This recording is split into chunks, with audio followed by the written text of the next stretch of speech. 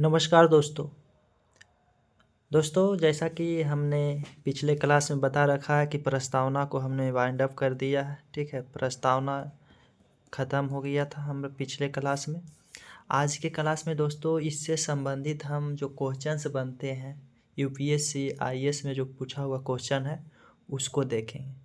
तो स्टार्ट करने से पहले वही मोटिवेशन कोड कि जिनको विरासत में सिर्फ गरीबी आती है, जिनको विरासत में सिर्फ गरीबी आती है, उनका साथ दोस्ती से ज़्यादा किताबें निभाती हैं।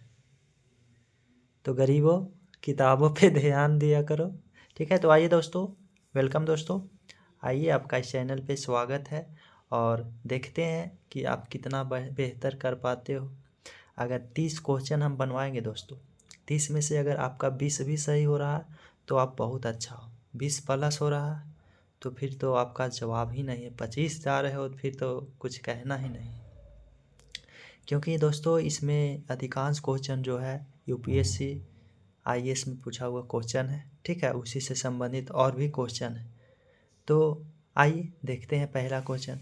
तो दोस्तों पहला क्वेश्चन जैसा कि आप देख पा रहे हो कहता है कि भारत के संविधान के निर्माताओं का मत निम्नलिखित में से किसमें प्रतिबिंबित है। भारत के संविधान के निर्माताओं का मत जो है निम्नलिखित में से किसमें प्रतिबिंबित है। ऑप्शन ए है उद्देशिका, बी है मूल अधिकार, सी है राज्य के नीति निर्देशक तत्व और डी है मूल कर्तव्य। दोस्तों जो संविधान निर्माता है, संविधान निर्माता, उनका जो मत है दोस्तों किसमें प्रतिबिंबित होता है, मतलब किसमें दिखाई देता है कि हमारे संविधान निर्माता का क्या विचार था, क्या मत था। तो दोस्तों प्रस्तावना में ही दिखाई देता है ना। प्रस्तावना ही बताता है कि किस प्रकार का भारत है, किस प्रकार का इसमें प्रकृति है, 5 प्रकार का बताता है दोस्तों। फिर इसमें स्वतंत्रता बताता है। ठीक है, तो जो संविधान निर्माताओं का मत है वो किस में बताता है, प्रस्तावना। हमने बता रखा है दोस्तों कि प्रस्तावना जो है संविधान के उद्देश्यों का वर्णन करता है। आदर्शों और किसका, उद्देश्यों का। आदर्शों और संविधान के आदर्शों और किसका दोस्तों, तो आदर्शों और उद्देश्यों का। तो आदर्शों और उद्देश्यों का वर्णन करता है, इसलिए प्रस्तावना को उद्देशिका प्रस्ताव भी कहा जाता है। क्या कहा जाता है, प्रस्तावना को उद्देशिका प्रस्ताव कहा या उद्देशिका कहा जाता है। तो हम कह सकते हैं कि प्रस्तावना में मिलता है अर्थात उद्देशिका में मिलता है। तो इसका आंसर क्या हो जाएगा दोस्तों, ये हो जाएगा। ठीक है, तो आइए नेक्स्ट क्वेश्चन देखते हैं दोस्तों। आप क्या करना है, तो आपको वीडियो थोड़ा रोक लेना है और फिर इसका लिख लेना है क्वेश्चन और उसमें आंसर आप लगा लेना। ठीक है, तो नेक्स्ट क्वेश्चन क्या कहता है, नेक्स्ट क्वेश्चन कहता है कि निम्न में से किसमें प्रस्तावना को संविधान का परिचय पत्र किसने कहा है। प्रस्तावना को संविधान का परिचय पत्र किसने कहा है। ऑप्शन ए है Jawaharlal Nehru, B R Ambedkar, B N Rau और एन ए पालकीवाला। परिचय पत्र, तो आप जल्दी से बताओ, 5 सेकेंड का टाइम है। चलिए आपका टाइम ख़त्म होता है। तो दूसरा का आंसर क्या होगा, तो परिचय पत्र जो कहा है प्रस्तावना को परिचय पत्र, प्रस्तावना को परिचय पत्र किसने कहा, तो परिचय पत्र दोस्तों कहा है आपका ये क्या है इनका नाम, तो आपका ये N A Palkhivala, sorry N A Palkhivala. ठीक है, एन ए पालकीवाला ने कहा। साथ ही में और हम इसको बता दें दोस्तों कि आत्मा जो कहा है, संविधान का आत्मा प्रस्तावना को, वो ठाकुरदास भार्गव ने कहा, ठाकुरदास भार्गव।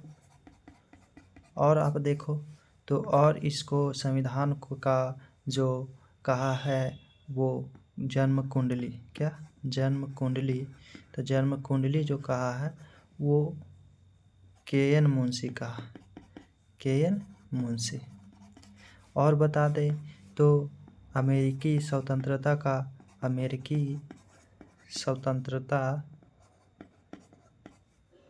का घोषणा पत्र किसने कहा है? तो एम हिदायतुल्लाह ने कहा, जो रिटायर्ड जज थे, ठीक है, एम हिदायतुल्लाह। तो ये है दोस्तों, ठीक है। तो आपने देख रखा है दूसरा क्वेश्चन का, दूसरा का क्या आंसर होगा आपका? तो दूसरा का आंसर हो जाएगा एन ए पालकी वाला, जो कि परिचय पत्र का है, ठीक है। आइए आगे नेक्स्ट देखते हैं तीसरा क्वेश्चन। तीसरा क्वेश्चन क्या है?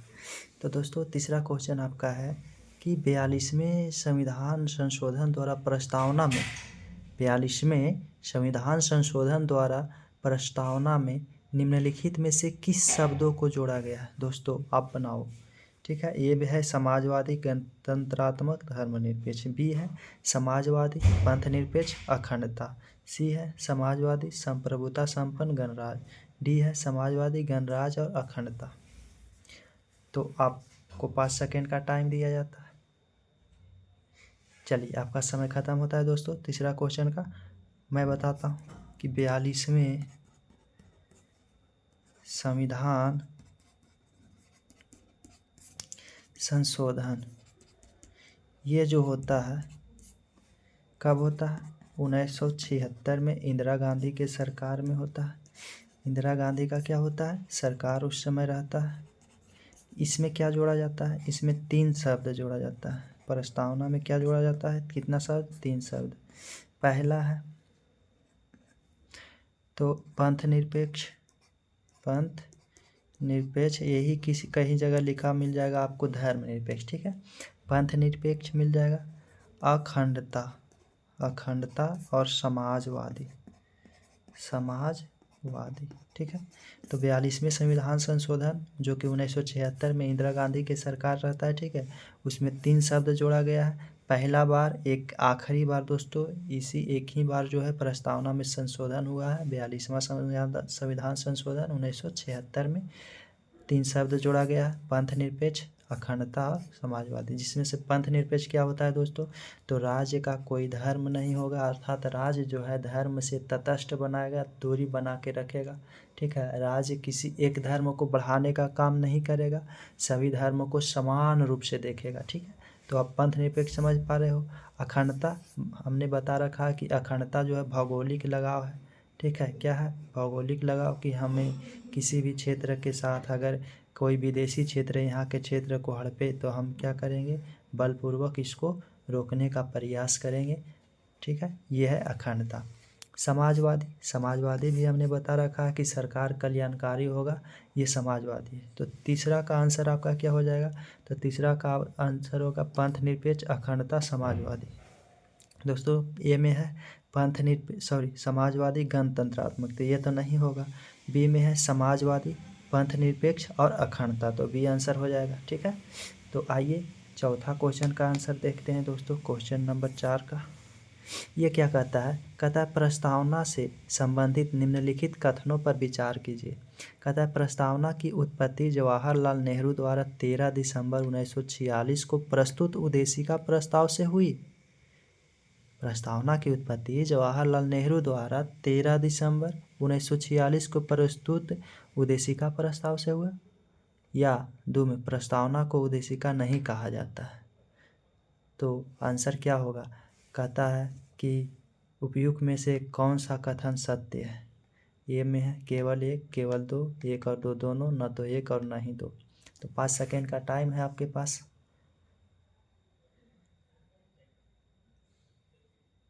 चलिए दोस्तों आइए अब हम देखते हैं। कहता है कि प्रस्तावना से संबंधित निम्नलिखित कथनों पर विचार करना। ये में क्या कहता है?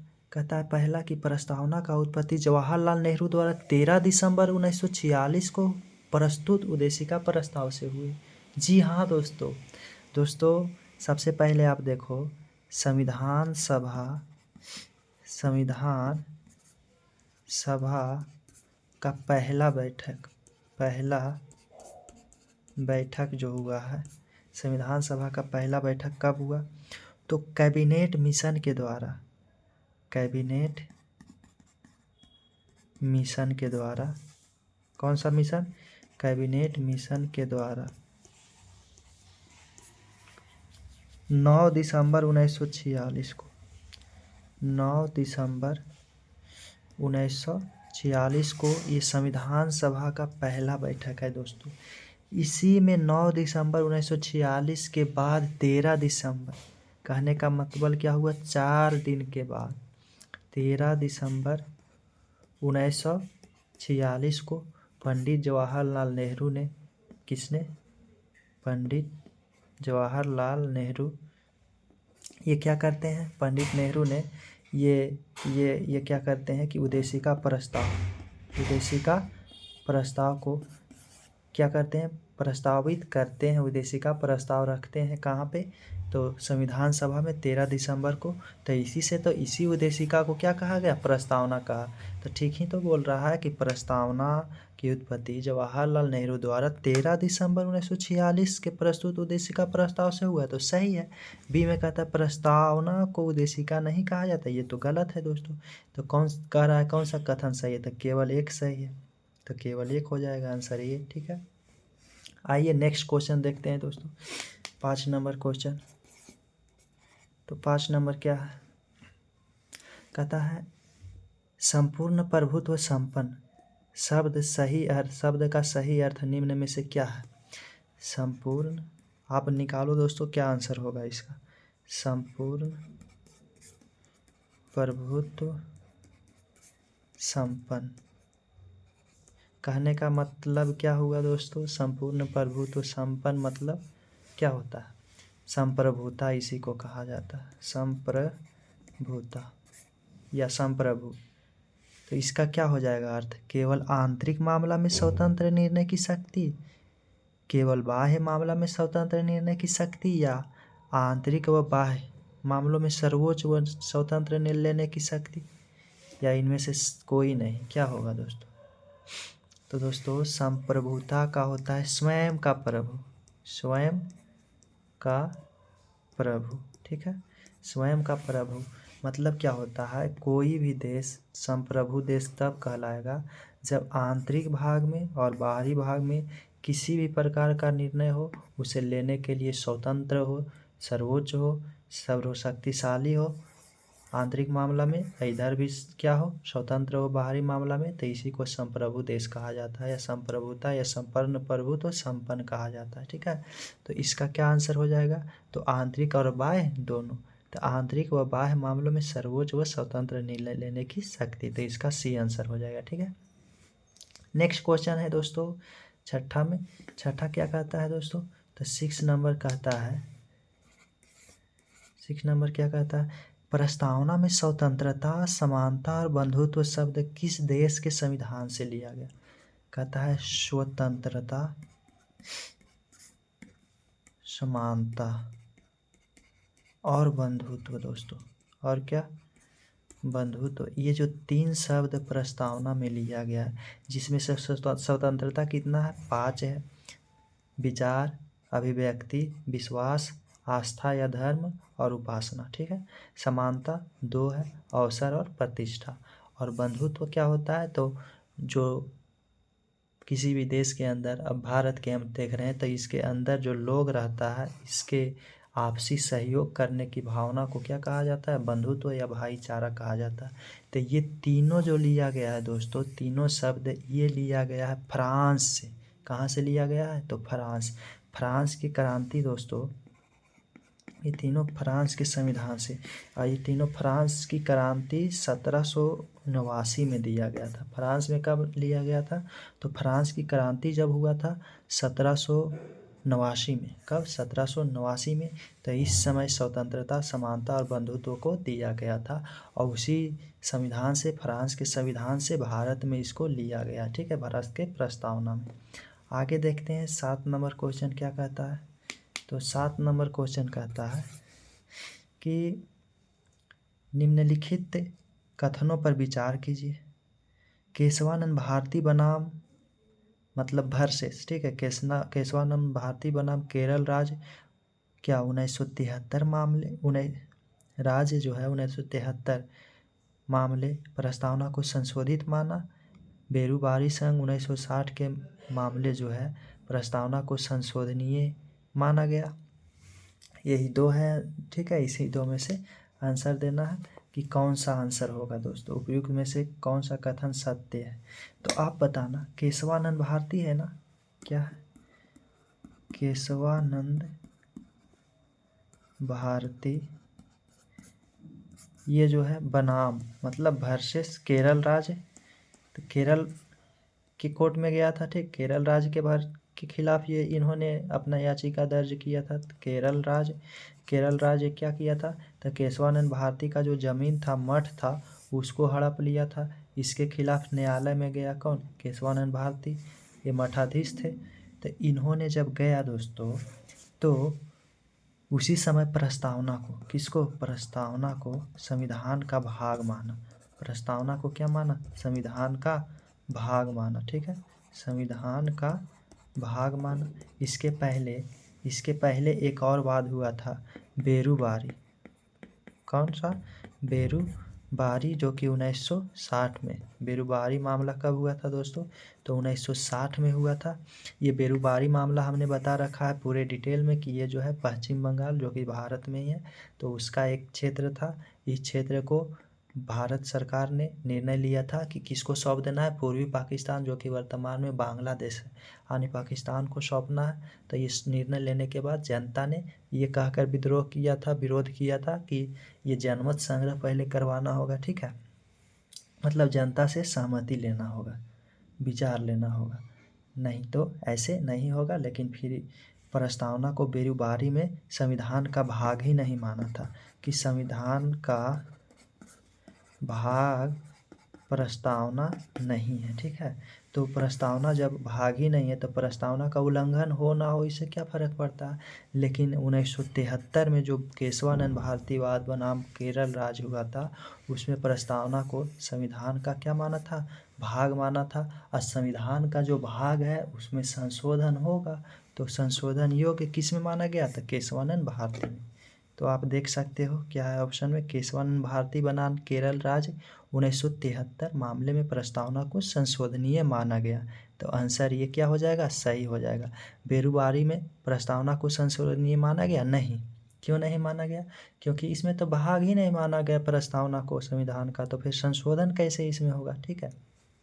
जो भाग है प्रस्तावना को उसी में संशोधन होगा। तो आंसर क्या हो जाएगा, केवल एक हो जाएगा दोस्तों। आइए नेक्स्ट क्वेश्चन की ओर बढ़ते हैं दोस्तों। तो नेक्स्ट क्वेश्चन कहता है, नेक्स्ट क्वेश्चन क्या है, तो नेक्स्ट क्वेश्चन है दोस्तों कि संविधान की प्रस्तावना दीर्घकालिक सपनों का विचार है, निम्न में से कथन किसका है। मतलब संविधान का जो प्रस्तावना है लंबे, दीर्घकालिक मतलब क्या होता है दोस्तों, लंबे समय के सपनों का विचार, मतलब लंबा समय के सपना का विचार है, ये किसका कथन है दोस्तों। तो ये जो दोस्तों कथन है, ये सर अलादी कृष्ण स्वामी अय्यर, किनका है, सर अलादी कृष्ण स्वामी अय्यर, ये क्या थे, तो ये संविधान सभा के अध्यक्ष थे, ठीक है, कौन, सर अलादी कृष्ण स्वामी अय्यर। तो आइए इनका कथन हो गया। इसके बाद 9 नंबर क्वेश्चन क्या कहता है दोस्तों, 9 नंबर कहता है प्रस्तावना में संबंधित संशोधन है कौन, 44वां है, 61वां है, 42वां। ये तो दोस्तों आप जानते हो कि 42वां संविधान संशोधन प्रस्तावना में केवल एक ही हुआ है, जिसमें 3 शब्द जोड़ा गया, समाजवादी, धर्मनिरपेक्ष और अखंडता, ठीक है, 1976 में हुआ था।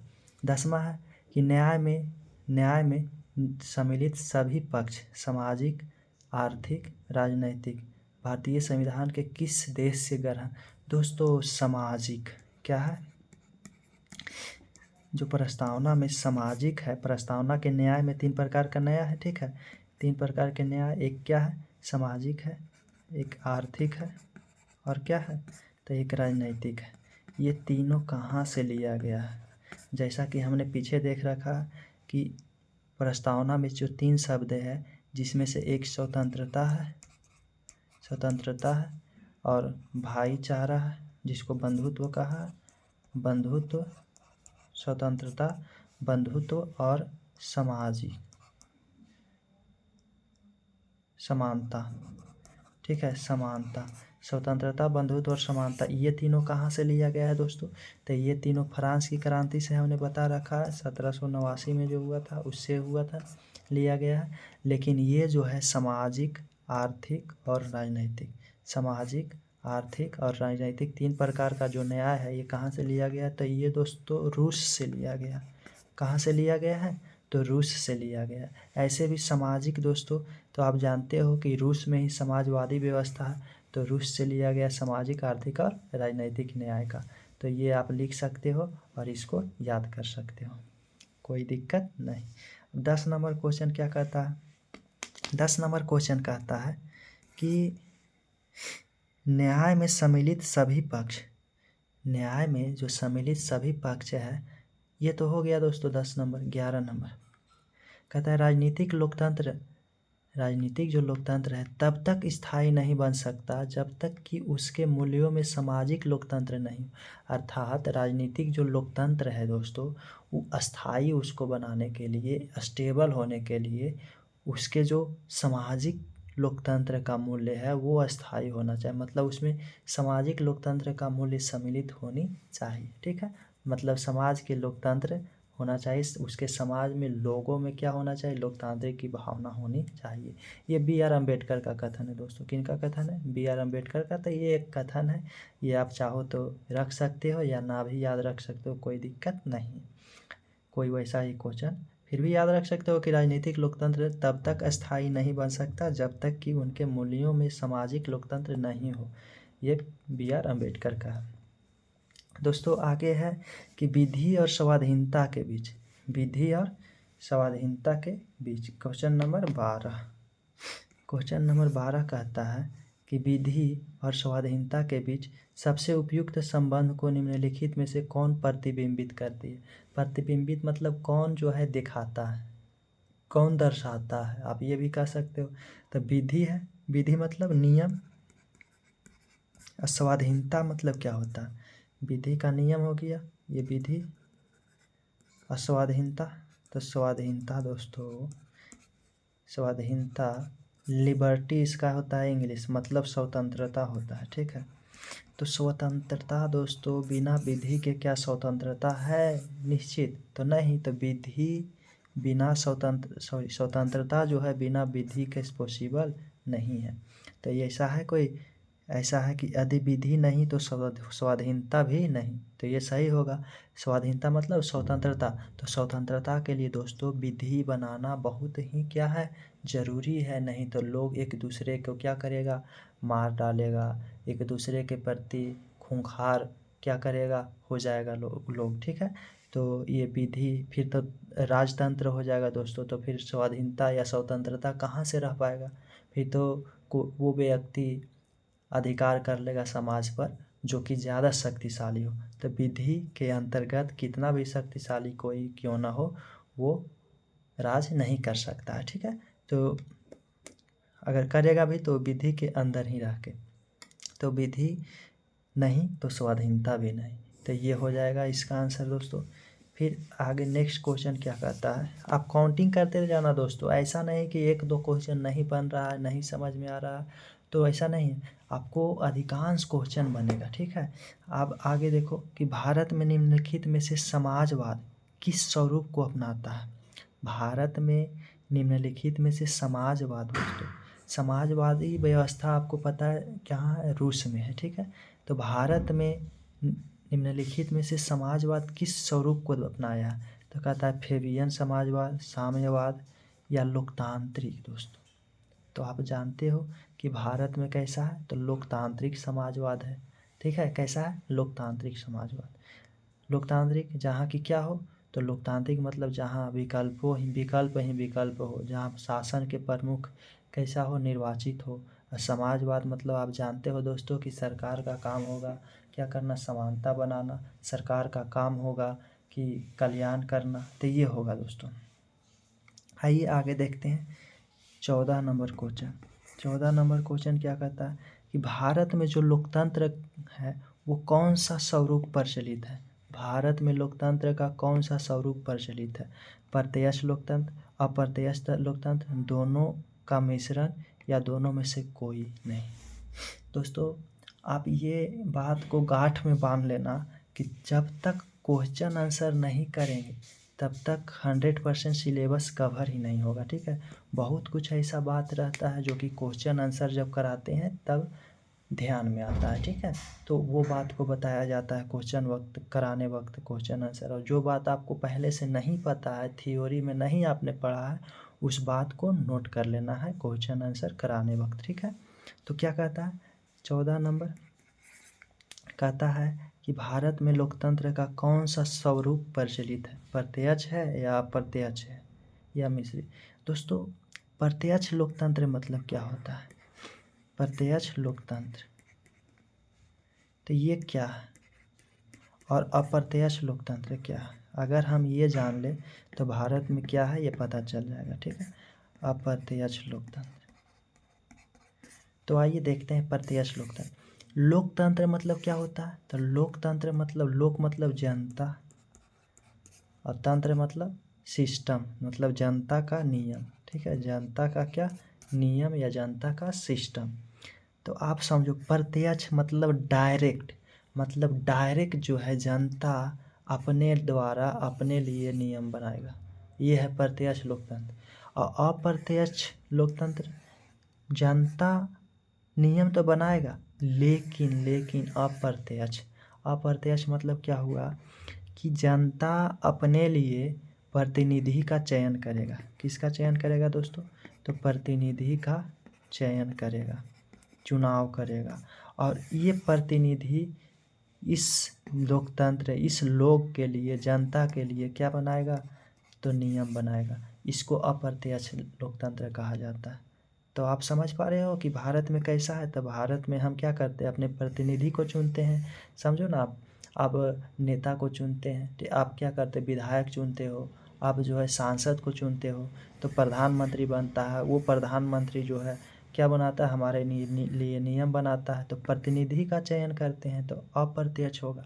हम डायरेक्ट थोड़ी ना अपने लिए नियम बनाते हैं। तो अपने लिए, खुद के लिए अगर हम नियम खुद से डायरेक्ट नहीं बना रहे हैं, बल्कि चयन कर रहे हैं प्रतिनिधि का, वो प्रतिनिधि हमारे लिए क्या बना रहा है, तो नियम बना रहा है, इसको अप्रत्यक्ष। तो आप लिख सकते हो कि अप्रत्यक्ष लोकतंत्र का मतलब होता है कि जनता अपने लिए प्रतिनिधि का चयन करता है, और वो प्रतिनिधि जनता के लिए क्या बनाता है, तो नियम बनाता है। तो वैसे लोकतंत्र को अप्रत्यक्ष लोकतंत्र कहा जाता है।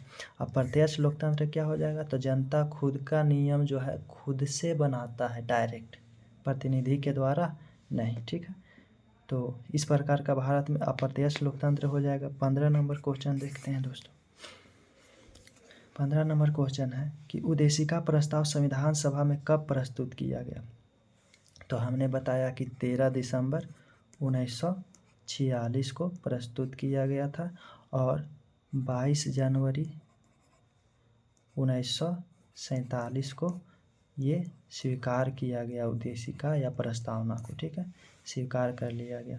और 9 दिसंबर 1946 को संविधान सभा का पहली बैठक, संविधान सभा का पहली बैठक किस मिशन के अंतर्गत, तो कैबिनेट मिशन के अंतर्गत हुआ था दोस्तों, ठीक है।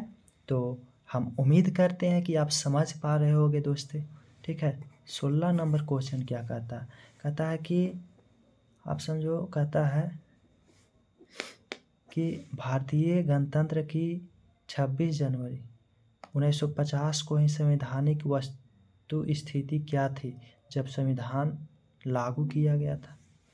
भारतीय गणतंत्र की 26 जनवरी, आप जानते हो कि संविधान जो है बनकर तैयार कब हो गया था, तो संविधान बनकर तैयार हो गया था ये आपका 26 नवंबर 1949 को, ठीक है।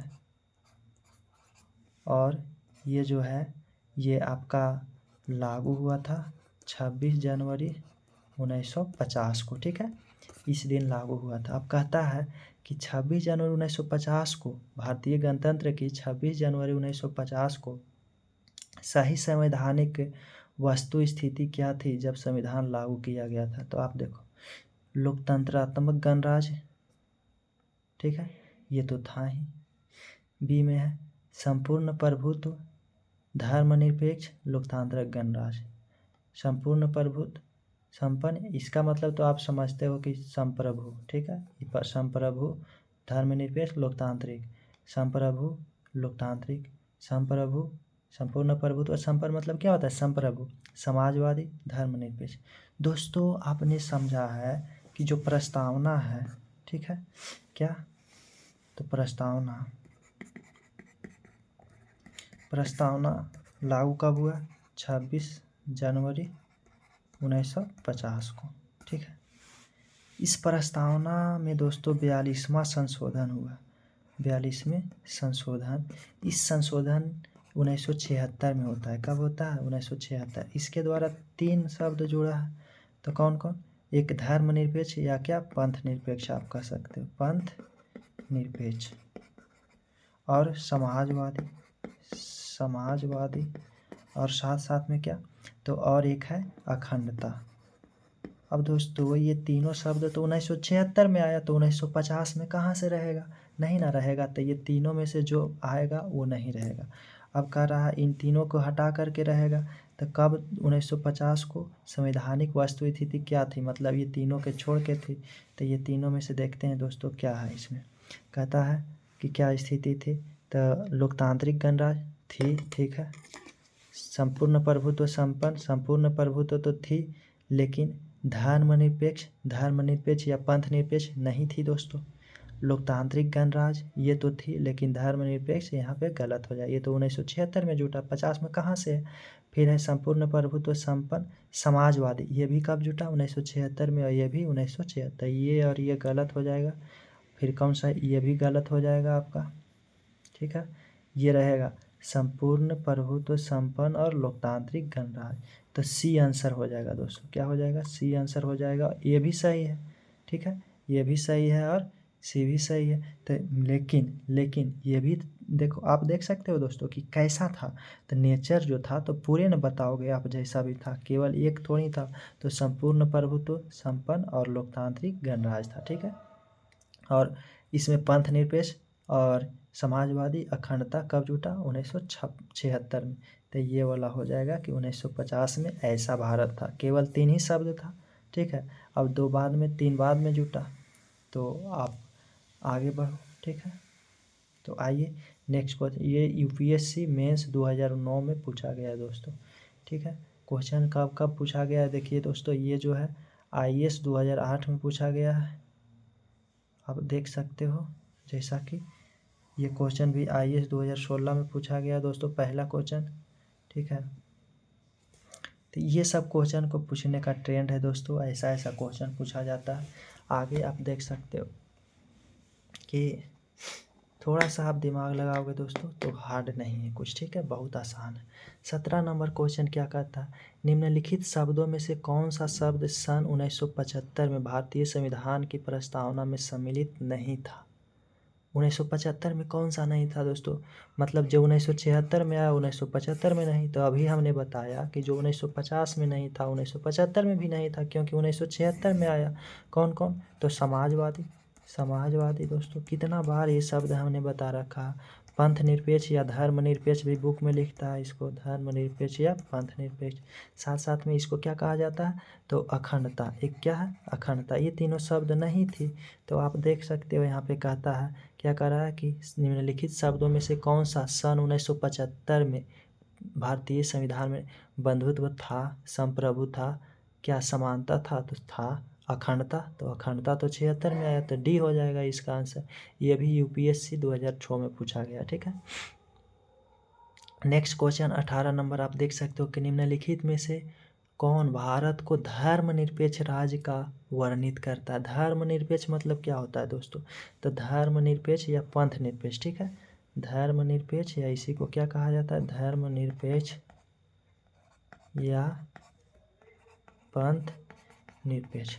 इसका मतलब क्या होता है दोस्तों? तो इसका मतलब होता है कि राज्य का कोई धर्म नहीं होगा, राज्य का कोई धर्म नहीं होगा, ठीक है। तो यहाँ पे आप देख सकते हो कि यहाँ पे आपको दिया होगा, कहता है निम्नलिखित में से, और ये कहाँ लिखा गया है? तो ये प्रस्तावना में लिखा गया। कहता है कि निम्नलिखित में से भारत को धर्मनिरपेक्ष राज्य वर्णित करता है कौन? मूलाधिकार, संविधान की प्रस्तावना। तो यही हो जाएगा, संविधान की प्रस्तावना धर्मनिरपेक्ष वर्णित करता है, मतलब बताता है कि भारत कैसा राज्य है, तो धर्मनिरपेक्ष। कौन बताता है? तो प्रस्तावना, ठीक है। आगे है कि निम्नलिखित में से, ये भी यूपीएससी 2005 में पूछा गया है। यूपीएससी मतलब यूपी पीसीएस में पूछा गया दोस्तों। ठीक है, निम्नलिखित में से जैसे बिहार में बीपीएससी होता है वैसे यूपी में यूपी पीसीएस होता है। ठीक है, ये 19 नंबर है। निम्नलिखित उद्देश्यों में से कौन सा एक भारत के संविधान की उद्देशिका से सन्निविष्टि नहीं है। कहता है उद्देशिका में मतलब नहीं है। ठीक है, तो कौन सा उद्देश्य? उद्देश्य दोस्तों आप देख सकते हो, विचार की स्वतंत्रता है। स्वतंत्रता कितना है? विचार है, अभिव्यक्ति है, और क्या है? विश्वास, आस्था जिसको धर्म कहा जाता है, और उपासना। 4 है दोस्तों, जिसमें से आपको दिखाया गया विचार का दिया है, तो विचार तो है ही। आर्थिक स्वतंत्रता दोस्तों, आर्थिक स्वतंत्रता नहीं, आर्थिक न्याय है दोस्तों। आर्थिक क्या है? तो आर्थिक न्याय है, सामाजिक आर्थिक राजनैतिक न्याय है, तो ये गलत हो जाएगा।